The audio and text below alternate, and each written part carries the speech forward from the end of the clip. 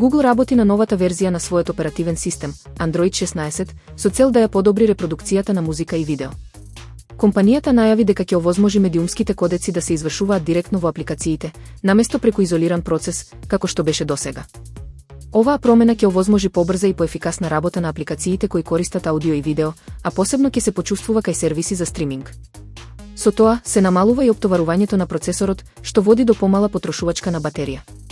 Предходното решение со изолирани кодеци беше воведено поради безбедносни причини, но резултираше со намалени перформанси. Новиот пристап во Android 16 се обидува да го најде балансот меѓу безбедноста и ефикасноста. Особено подобрување се очекува кај AC кодекот, кој е широко користен за музика. Тестирањата покажале до 50% помала потрошувачка на процесорски ресурси, што ќе овозможи подобро корисничко искуство. OpenAI го одложи представувањето на напредниот јазичен модел ChatGPT-5 и се насочи кон развој на нови модели именувани како O3 и O4 Mini. Според извршниот директор Сем Алтман, новите модели ќе понудат подобри перформанси и се дел од подготовките за лансирање на GPT-5 во наредните месеци. Алтман истакна дека интеграцијата на новиот систем е покомплексна од очекуваното и затоа е потребно повеќе време за финализација. Во меѓувреме, компанијата се справува со зголемена побарувачка и преоптоварување на системот, предизвикана од популарните алатки за слики и текст.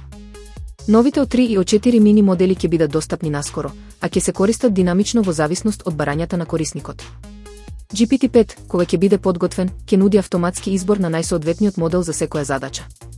OpenAI најави дека и бесплатните корисници ќе имаат пристап до GPT-5, но корисниците со претплата ќе добијат дополнителни напредни можности. Целта е да се подобри искуството и ефикасноста на сите корисници.